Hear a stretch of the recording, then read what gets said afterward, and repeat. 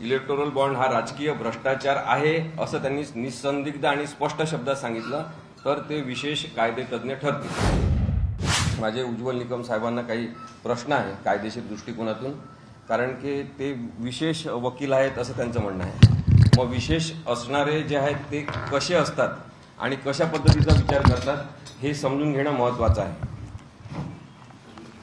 Electoral bond हा खूप मोठा घोटाळा झाला।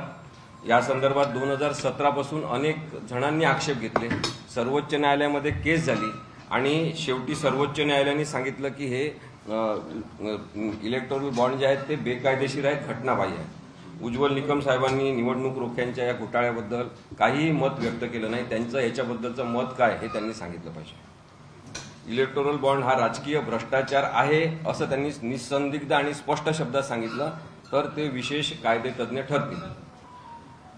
भाजपचा सहयोगी पक्ष असलेल्या जनता दल याच्यातला जो एक खासदार आहे प्रज्वल रेवण्णा यांनी जवळपास 2200 मुलींचे व्हिडिओ केले असं म्हणतात आणि अनेक मुलींचे व्हिडिओ व्हायरल केले। तो फरार आहे। तर अशा पद्धतीने ज्यांनी अनेकांचा लैंगिक छळ केलेला आहे त्याबद्दल उज्ज्वल निकम यांचं काय म्हणणं आहे हे त्यांनी जाहीरपणे सांगणं आवश्यक आहे। मी साधारणतः 15 ते 20 प्रश्न उज्ज्वल निकम यांच्यासाठी आपल्यासमोर उपस्थित करतो आहे। खेळातील जे तारे होते, कुस्तीगीर महिला होत्या, त्यांचा लैंगिक छळ करणारा भाजपचा खासदार ब्रिजभूषण याच्या संदर्भात सगळ्या देशामध्येच नाही तर जगामध्ये चर्चा झाली आणि तरी सुद्धा भाजपनी नरेंद्र मोदी अमित शहांनी त्यांना संरक्षण दिलं, तेव्हा एकही शब्द उज्ज्वल निकम यांनी ब्रिजभूषण याच्याबद्दल काढलेला नाही। लैंगिक छळ स्त्रियांचा होतो, त्यांना संरक्षणासोबतच सन्मानाची गरज आहे याबद्दल त्यांनी कोणताही विचार मांडला नाही। त्यामुळे ते विशेष वकील ठरतात का हा मुद्दा पुन्हा एकदा महत्त्वाचा आहे। शेतकऱ्यांचे जे प्रश्न बरेचदा होते की शेतकरी आणि शेतीमाल याला कोणत्याही प्रकारे कायदेशीर संरक्षण नाही, त्यांना हक्क नाही आणि त्या पार्श्वभूमीवर कृषी कायदे जे 3 करण्यात आले ते अत्यंत चुकीचे होते, अन्यायकारक होते। त्यामुळे भारतातल्या सगळ्या शेतकऱ्यांनी त्याच्याबद्दलचं आंदोलन सुरू केलं आणि 700 शेतकरी त्या आंदोलनामध्ये मेलेले आहेत। पण ही शेतकऱ्यांची बाजू मांडण्यासाठी उज्ज्वल निकम सर एकदाही मीडियासमोर आले नाही। त्यांनी एकदाही म्हटलं नाही की कृषी कायदे जे आहेत ते अन्यायकारक आहे आणि भाजप असे कायदे करत असतील तर ते चुकीचं आहे असं त्यांनी स्पष्टपणे सांगितलं नाही। आणि त्यामुळे विशेष भूमिका जेव्हा घ्यायची होती कायद्याबद्दलची तेव्हा त्यांनी ती घेतलेली नाही असं आपल्याला दिसते। रामदेव बाबा आणि त्यांच्यासोबतचा तो माणूस बालकृष्ण नावाचा, त्यांनी योगा प्रसारासाठी चांगलं काम केलं असेल, परंतु पतंजली नावाच्या औषध कंपनीद्वारे त्यांनी जो व्यापार आणि धंदा भारतामध्ये वाढवला, चुकीच्या जाहिराती प्रसारित केल्या, तेव्हा सुद्धा उज्ज्वल निकम सरांनी एकदाही drugs and magic remedies act हा जो कायदा आहे हा कायदा त्याची अंमलबजावणी, त्या अंमलबजावणीमुळे किती लोकांचं भलं होऊ शकते याच्याबद्दल एकदाही बोलले नाही।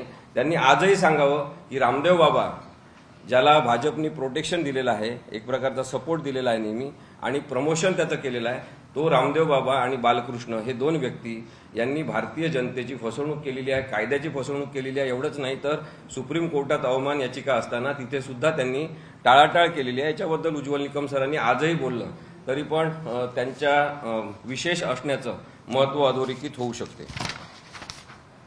370 कलम संविधानात अजूनही आहे की नाही हे सांगितलं पाहिजे। अमित शहा म्हणतात की 370 कलम आम्ही पूर्णपणे काढून टाकलेला आहे, मग त्याची प्रक्रिया जी आहे ती चुकीची होती का बरोबर होती? इथे बसलेल्या कुणाचंच काही दुमत नाही की 370 कलम काढून टाकलं पाहिजे की नाही, काढून टाकायला काही हरकत नाही, ते अस्थायी स्वरूपाचंच होतं, पण ती प्रक्रिया बरोबर होती का, कायदेशीर आणि संविधानिक होती का याच्याबद्दल उज्ज्वल निकम सरांनी बोललं पाहिजे। आज त्यांनी सांगितलं पाहिजे निदान निवडणुकीला उभे असताना की 370 कलमाबाबत अमित शहा जे बोलत आहेत ते अर्धसत्य आहे, 370 कलम अजूनही संविधानात आहे हे त्यांनी जनतेला सांगितलं पाहिजे। तर ते विशेष वकील आहेत, विशेष ज्ञान असलेले आहेत असं आपण समजू शकतो। जेव्हा सत्ता संघर्षाच्या संदर्भात गव्हर्नरनी बहुमत चाचणी घेतली ते योग्य होतं का हे त्यांनी आताही सांगायला पाहिजे। त्यांनी हे सांगायला पाहिजे की मंत्रिमंडळाच्या सल्ल्याने गव्हर्नरनी वागायचं असते की इंटरप्रिटेशनचा अधिकार स्वतःच वापरून कसंही वागायचं असते। त्यांनी सातत्याने सत्ता संघर्षाच्या संदर्भात विधानसभा अध्यक्ष असतील, गव्हर्नर असतील, इलेक्शन कमिशन ऑफ इंडिया असतील यांनी जी भूमिका घेतली आणि शिवसेना पक्ष त्यानंतर राष्ट्रवादी पक्ष फोडला आणि त्याला एक कायदेशीर संरक्षण दिलं, त्याबद्दल उज्ज्वल निकम सरांनी नेहमी संदिग्ध भूमिका घेतलेली आहे आणि त्यामुळे संसदेमध्ये जिथे कायदे तयार होणार आहेत तिथे अशा प्रकारे संदिग्ध भूमिका घेणारे नसले पाहिजे असं जर लोकांना वाटत असेल तर त्याच्याबद्दलचं स्पष्टीकरण उज्ज्वल निकम सरांनी दिलं पाहिजे। त्यांनी कायदेविषयक सुधारणाबद्दल कधीच ते बोललेलं आपल्याला दिसणार नाही। कोणत्याही ज्युडिशियल रिफॉर्मबद्दल ते बोलले नाही। ज्युडिशियल अकाउंटेबिलिटी बिल जे आहे की न्यायालयाचं उत्तरदायित्व काय असेल, न्यायव्यवस्था जास्त लोकांच्यासाठी काम करणारी कशी असेल याच्याबद्दल अभ्यासपूर्ण मत त्यांनी मांडलेलं आपण मला दाखवा। शिक्षेच्या स्वरूपाबद्दल त्यांनी कधीही काम केलेलं नाही। त्यांचं असं म्हणणं आहे की शिक्षा दिली की विषय संपला, पण जगामध्ये सगळीकडे जे सुरू आहे की शिक्षेच्या स्वरूपात बदल करा, शिक्षा आणखी आधुनिकीकरण त्याचं करा, याबद्दल त्यांनी कोणताही विचार व्यक्त केलेला नसल्यामुळे त्यांनी विशेष वकिली ज्ञान किंवा विशेष कायदेविषयक तज्ञता दाखवलेली नाही आहे असं माझं मत आहे। पुनर्वसनाच्या संदर्भात म्हणजे रिहॅबिलिटेशनच्या संदर्भात जे जे कायदे आहे त्याच्यावर काम करणाऱ्या वकिलांची भारताला गरज आहे याबद्दल त्यांनी कधी विचार केला नाही, कारण की पुनर्वसनासंदर्भात त्यांचा काही विचारच नाही। त्यांना कदाचित पुनर्वसनाबद्दलचे कायदेच माहिती नाही। क्रिमिनल लॉमध्ये सुद्धा पुनर्वसनाची संकल्पना आहे, त्याच्यावर त्यांनी कधीही कोर्टामध्ये युक्तिवाद करताना फर्स्ट ऑफेंडर्स ॲक्टबद्दल ते बोलले नाही। कधीच त्यांनी जे निर्दोष असतील किंवा कमी शिक्षा द्या आणि यांना सुधारणा करण्यासाठी पाठवा अशा गुन्ह्यांच्या संदर्भात, जेव्हा ते माइल्ड स्वरूपाचे गुन्हे असतात किंवा एका मोठ्या गुन्ह्यामध्ये काही लोक हे विनाकारण गोवलेले असतात, त्यांना रिहॅबिलिटेशनसाठी पाठवा असा विचार त्यांनी कधी मांडलेला नाही। 2023 मध्ये 116 वेळा इंटरनेट बंद पडलेला आहे आणि भारताने इंटरनेट सेवा बंद करण्यामध्ये मागच्या या 2014 पासून जी काही क्रांती केलेली आहे, साधारणतः जगामध्ये घडतात अशा घटनांपैकी 52% हे इंटरनेट भारतामध्ये बंद पाडण्यात आलेलं आहे। वेगवेगळ्या आंदोलनांच्या वेळेस हे इंटरनेट सेवा बंद करण्यात आलेली आहे आणि सरकार पुरस्कृत अशा प्रकारे इंटरनेट सेवा बंद करणं हे अभिव्यक्ती स्वातंत्र्याचं उल्लंघन आहे की नाही याबद्दल उज्ज्वल निकम सरांनी सांगितलं पाहिजे। 2023 मध्ये 116 वेळा इंटरनेट शटडाऊन झालेला आहे आणि 41% अशी ही जगाच्या तुलनेमध्ये आकडेवारी आहे जी खूप भयानक आहे। आणि त्यानंतर मागच्या 6 वर्षामध्ये कंटिन्युअसली अशा प्रकारे इंटरनेट सेवा डाऊन करण्यात आलेली आहे। आपण याच्याबद्दलची जास्त माहिती पाहिजे असेल तर internet societies net loss calculator या संस्थेने प्रसिद्ध केलेला अहवाल बघू शकता। पण याच्याबद्दल उज्ज्वल निकम सर कधीच बोलले नाही, कारण की इंटरनेट हे एक फ्रीडम आहे नवीन प्रकारचं आणि त्या स्वातंत्र्याबद्दल आपण बोलायला पाहिजे असं त्यांना कधी वाटलं नाही। लेखक, कवी, विचारवंत यांना जेलमध्ये टाकण्यात आलं वेळोवेळी या 2014 पासून।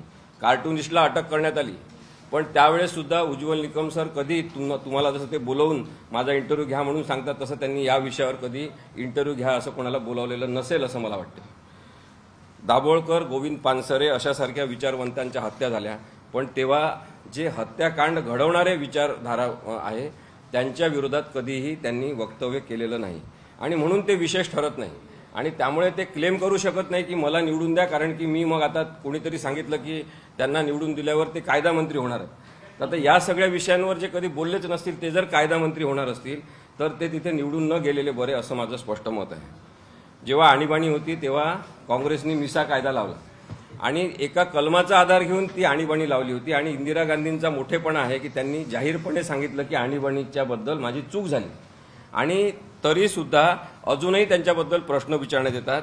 पण याच पार्श्वभूमीवर आपण हे समजून घेतलं पाहिजे की ज्या काही कायद्यांच्या संदर्भातल्या असंविधानिक घटना घडलेल्या आहेत त्याच्यामध्ये संसदेतून 140 पेक्षा जास्त खासदारांना निलंबित करायचं आणि एकतर्फी पद्धतीने कायदे करून घ्यायची घटना भारतामध्ये घडत असताना, सगळ्या न्यूजपेपरमध्ये ती प्रकाशित झालेली असताना एकदाही उज्ज्वल निकम यांनी ही संसदीय कार्यपद्धती डिस्टर्ब करणारी आणि संविधानाची तोडमोड करणारी प्रक्रिया आहे असं स्पष्टपणे आपल्या भारतातल्या महाराष्ट्रातल्या लोकांना सांगितलेलं नाही आणि त्यामुळे ते विशेष ठरत नाही।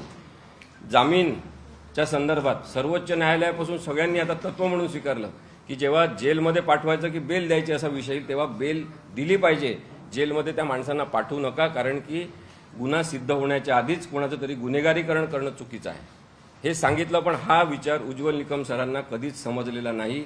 PMLA सारखा कायदा, मनी लॉन्ड्रिंगचा जो कायदा आहे तो कायदा राक्षसी स्वरूपाचा आहे, त्याच्यामध्ये जे बदल केलेले आहेत ते चुकीचे आहे, याबद्दल सुद्धा उज्ज्वल निकम सरांनी एकदाही सांगितलं नाही। आजही त्यांनी सांगावं की PMLA कायदा हा चुकीचा आहे, त्याचा भाजपनी, अमित शहानी ईडीच्या आणि सीबीआयच्या माध्यमातून गैरवापर केलेला एकदा तरी त्यांनी आता सांगावं. ते सांगतात का तुम्ही बघा, त्यांना तुम्ही आज प्रश्न विचारून बघा. कारागृहातील गरीब कैद्यांबद्दल कधी त्यांनी सहानुभूती व्यक्त केली नाही. प्रत्येकजण गुन्हेगार नसतो, परिस्थितीनुसार गुन्हा होत असतो. त्या प्रत्येक माणसाला कायद्याच्या प्रक्रियेनुसार शिक्षा झाली पाहिजे. पण केवळ शिक्षा झाली म्हणजेच आपलं सगळं कर्तव्य संपलं अशा भावनेतून जे काम करत असतील ते कोणतेही रचनात्मक वकिलीचं काम करू शकत नाही. आरक्षण हा विषय अत्यंत ज्वलंत आहे, महाराष्ट्रासाठीच नाही भारतासाठी सुद्धा. साधारणतः उज्ज्वल निकम सर हे कोणत्याही आरक्षणाबद्दल कधी आपल्याला स्पष्टपणे भूमिका घेताना काही बोलतानाच आपल्याला दिसले नाही. मराठा आरक्षण असेल, धनगर आरक्षण असेल, ओबीसी आरक्षण असेल, हे कायद्याने जनजीवनाला स्पर्श करणारे विषय आहेत. पण याच्या संदर्भात कायदेशीर तरतुदी काय, याच्या संदर्भात फसवणूक कोणी केली महाराष्ट्राची, याच्याबद्दल त्यांनी आजही भूमिका मांडावी असं माझं स्पष्ट मत आहे. लव्ह जिहाद हा एक खोटा विषय तयार करण्यात आला, ज्याच्याबद्दल खोटे सिनेमे करण्यापर्यंतची मजल गेली आणि केरळ स्टोरी नावाचा खोटा सिनेमा तयार करण्यात आला, ज्याच्यामध्ये 32,000 मुलींचं धर्मांतर केलं, त्यांना विकलं वगैरे अशा सगळ्या गोष्टी तयार करण्यात आल्या. याबद्दल उज्ज्वल निकम सरांनी बोलायला पाहिजे, आज बोलायला पाहिजे. ज्या मतदारसंघातून ते उभे आहेत, उत्तर मध्य मुंबईतून, त्या मतदारसंघात त्यांनी आज बोलायला पाहिजे की लव्ह जिहाद हा विषय त्यांना काय वाटतो. त्यांचं आंतरजातीय विवाहांना समर्थन आहे का, त्यांनी सांगावं. ते मुस्लिम हिंदू यांचं लग्न होत असेल तशा आंतरधर्मीय विवाहांना ते समर्थन करतात का, हे त्यांनी सांगावं. नाहीतर लव्ह जिहाद ही संकल्पना ज्यांनी आणली ते चुकीचे आहे हे सुद्धा त्यांनी जाहीर करावं, हे आवश्यक आहे. आंतरजातीय विवाहांच्या संदर्भात जसं त्यांचे विचार स्पष्ट नाही, तसंच कसाबला मारून दहशतवाद व आतंकवादाचा प्रश्न संपतो असं त्यांनी सातत्याने मांडलेलं आहे, जे आता सचिन सावंत साहेबांनी सांगितलं. देश विदेशातील प्रत्येक घडामोडींचे लाईव्ह अपडेट मिळवण्यासाठी आता साम टीव्हीच्या सर्व सोशल मीडिया प्लॅटफॉर्मला लाईक, फॉलो आणि सबस्क्राईब करा. तसंच सर्व नोटिफिकेशनसाठी बेल आयकॉन प्रेस करायला विसरू नका.